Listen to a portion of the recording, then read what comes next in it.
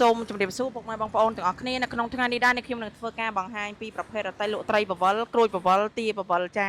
ជាប្រភេទសណ្ដោងម៉ូតូចាពីក្រោយចារៀបចំទៅខាងខេត្តកំពង់សោមចាគឺខាងយើងខ្ញុំបានរៀបចំរួចរាល់ហើយចានេះពងរទេះឲ្យពុកម៉ែបងប្អូនមើលណាចាអានេះចកាក់ត្រីគាត់កំងធ្វើថែមខាងក្រៅផ្សេងណាចានេះកាក់ត្រីអានេះចកាក់ត្រីចា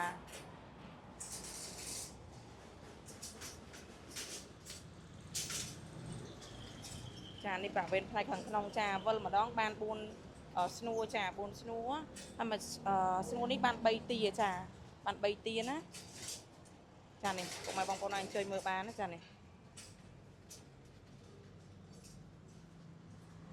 ហើយខាងក្នុងនេះមានចង្អើរកដៅ4ទឹកមួយទៀតសម្រាប់យើងកដៅត្រីកដៅទាក៏បានដែរចាប់ហើយក៏ក្នុងនឹងចា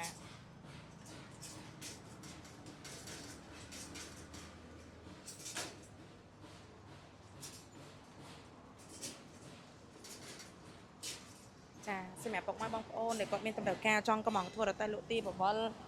ត្រីបវលអីនៅក្នុងវីដេអូនេះក៏អាចធ្វើការតាក់ទងតាមលេខ Telegram ខាងលើបានណាចានេះក្បាលតពួកនេះមានជើងចាប់ស្រាប់គឺយើងថែមជូនគាត់ណាចា